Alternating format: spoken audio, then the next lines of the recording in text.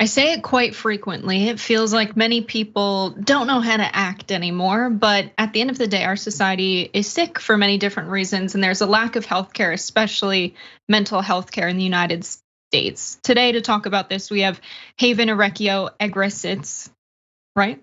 Yes. I want to make sure we get this correctly so people can find you afterwards. This is The Conversation. Thanks so much for joining us today. No problem. Thanks for having me on. Yeah, so I want to talk a little bit about a recent story you covered to start about the killing of transgender women. Most of the killers being young men who had been intimate with transgender women. Can you tell us a little bit about what you've learned from covering this? Absolutely. So I'd love to start by telling you about the project as a whole. It was a mass undertaking with reporters across Insider, the investigations team, and the news enterprise team. And so we we put together a list of homicides in the United States between 2017 and 2021 where the victims were trans, either trans or non-binary. And from there, we just sort of dug in, looking into police records, into the investigations, and wanted to figure out what happened in each of these cases.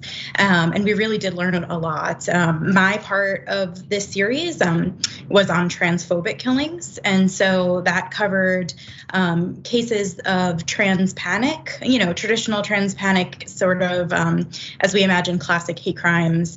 Somebody has a sexual encounter with a woman, they learn that they're trans, and they end up, instead of walking away, killing their victim. But it also covered more cases actually than this, where cases of repetitive hookups.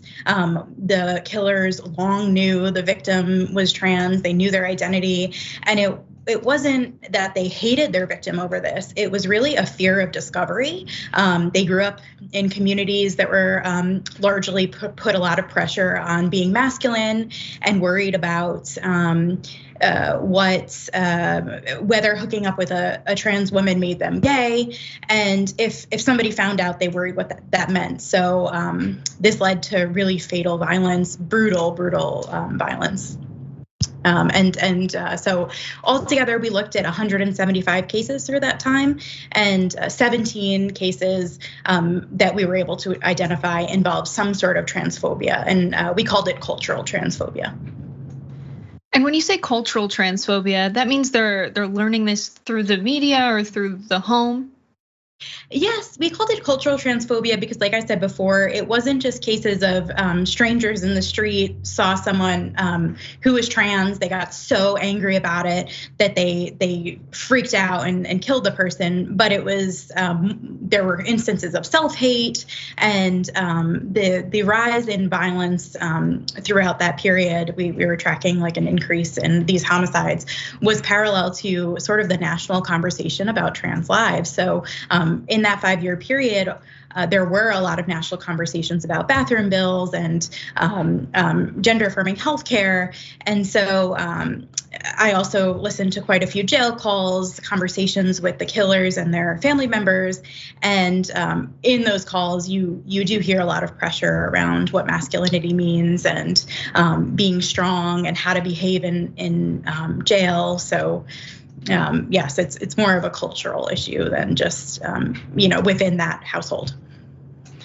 And throughout all of your work here, were there any obvious intervention points where you think, some people could have learned more about what gender means in our society and where the notion of gender comes from as a concept? Were there any points where you said, oh, if this person, sought some help in therapy and validation about their own identity and their own sense of masculinity and sexuality, were there any points where you said, these are people who could have been helped?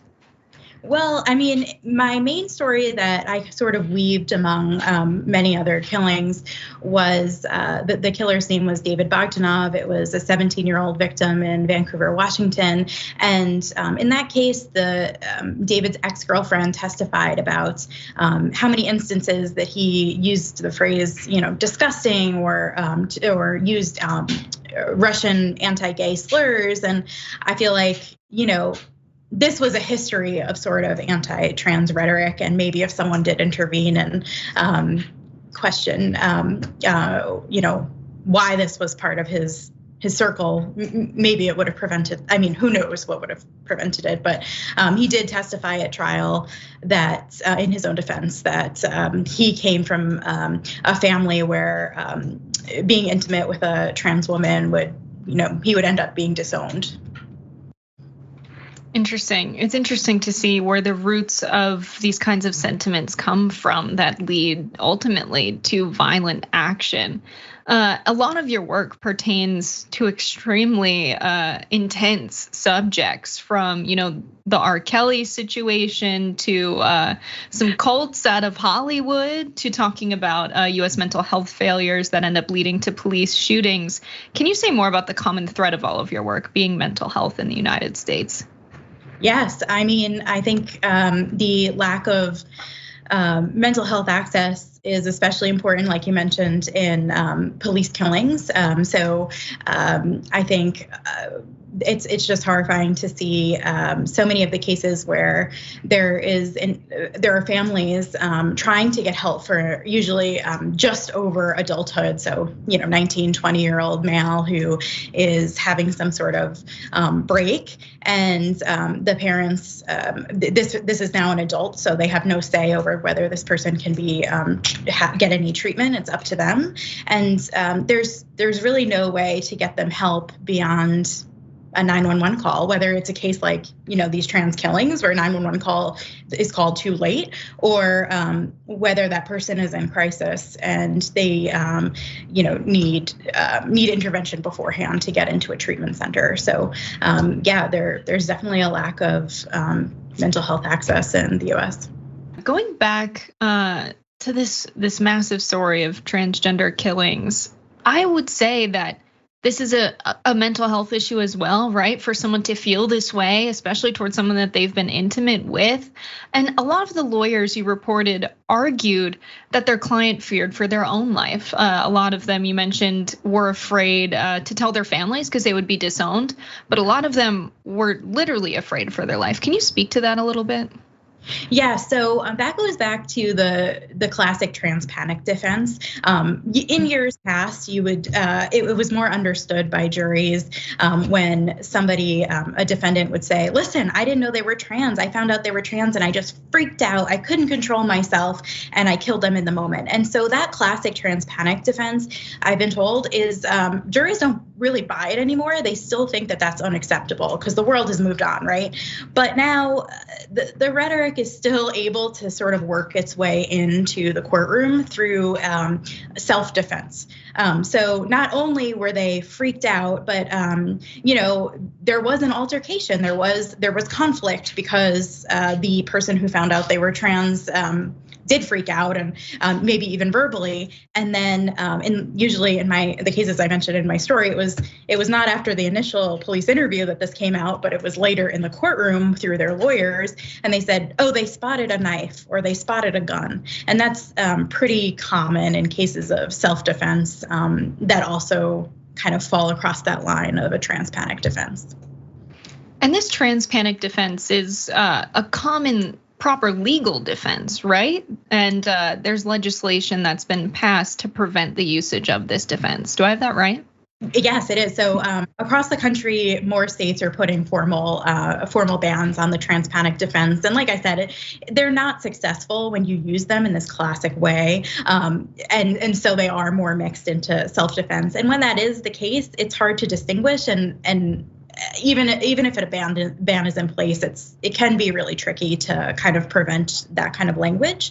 But yeah, so Nikki Kunhausen, her family, after she was murdered, stopped at nothing to kind of get Washington State to ban the trans panic defense. And there was already movement across the country in this way, but after Washington banned it, it really picked up, and other states started moving it along as well.